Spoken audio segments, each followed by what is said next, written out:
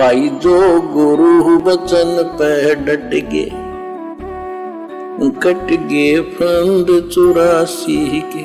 कबीर ये कुकर को बख्श है। कबीर अल्लाह कह रहे हैं कि ये मांस खाना तो ये कुत्ते का भोजन है। कबीर ये कुकर को बख्श है। मनुष्य देह क्यों खाए हे नादान प्राणी, ये अनमोल मनुष्य जन्म प्राप्त करके तू क्यों ये गंदगी खा रहा है। मुख में आमिख मेल के नरक परेंगे जाए।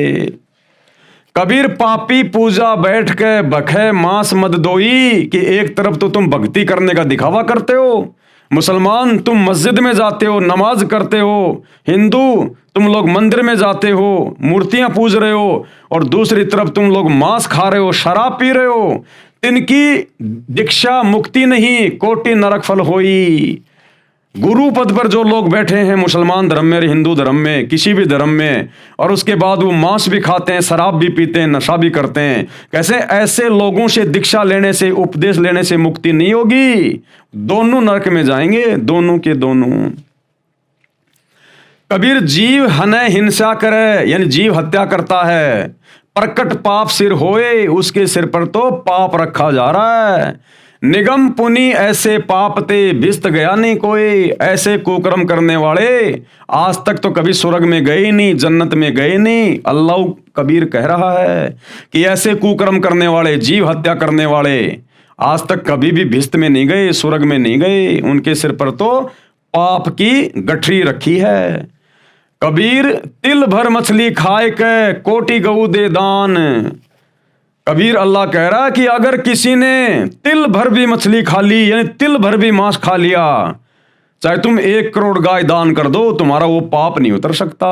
अब सोचिए जो लोग रोजाना मांस खा रहे हैं, बकरे बकरे काट के, मुर्गियां काट के, उनके साथ में क्या बीतेगी। उस अल्लाह कबीर का तो ये आदेश है कि तिल भर मछली खाए के, तिल के दाने जितनी भी अगर आपने मछली खा ली, कोई भी मांस का टुकड़ा खा लिया, चाहे तुम 1 करोड़ गाय दान कर दो, तुम्हारा वो पाप नहीं उतरेगा। और काशी करोत ले मरे तो भी नरक निदान। भले फिर तुम काशी में करोत लेके मर जाना, तुम्हारा वो पाप नहीं उतरेगा। एक समय हिंदू धर्म के पंडितों ने, ब्राह्मणों ने एक कुकर्म शुरू कर दिया धन कमाने के लिए। इन्होंने कहा कि भगवान विष्णु की तरफ से हमारे को एक आदेश आया है। इन्होंने आरा लगा दिया वहां पर काशी में, जैसे वो लकड़ी काटने का आता ना था ऐसा, और कहा कि जो अपनी गर्दन कटवाएगा यहां आकर, वो सीधा स्वर्ग में जाएगा, बैकुंठ में जाएगा। तो जो बेचारे श्रद्धालु थे, उस समय बेचारे अनपढ़ हुआ करते थे, इन पंडितों पर, मुल्ला मौलवियों पर आंख बंद करके विश्वास किया करते थे। तो उन बुजुर्गों ने कहा कि बेटा देखो, वैसे भी हमारी मृत्यु का दिन आ गया, हम बुजुर्ग हो गए, और क्यों ना हम वहां पर काशी में जाके वो करोत लेके अपना शरीर त्याग दें, हमारी गति हो जाएगी, और आप जी उन धर्म गुरुओं को, ब्राह्मणों को थोड़ी बहुत दान दक्षिणा दे देना। उन्होंने ऐसा ही किया, अपने बूढ़े माता पिता को वहाँ छोड़ के आ गए पंडितों के पास में, और उनके खाने पीने का सारा उनको एक्स्ट्रा उनको पैसा दे दिया करते थे। अब उन पंडितों ने देखा रे भाई भीड़ बहुत ज़्यादा होने लग गई, बड़ी समस्या हो गई। उसके बाद उन्होंने एक आरा लगा दिया वहाँ पर गर्दन काटने का, और कहा कि भगवान विष्णु की तरफ से हमें आदेश आया है, अगर किसी ने जल्दी भिस्त में जाना है, स्वर्ग में जाना है, तो आरे से गर्दन कटवा लो। और भैया आरे से गर्दन कटवाने के थोड़े पैसा एक्स्ट्रा लगेंगे। तो उन बुजुर्गों ने अपने बच्चों को बताया कि भाई ऐसे ऐसे है, हमें मरना तो है ही, 5-10 रुपये और दे दो पंडित जी को, हम जल्दी चले जाएंगे।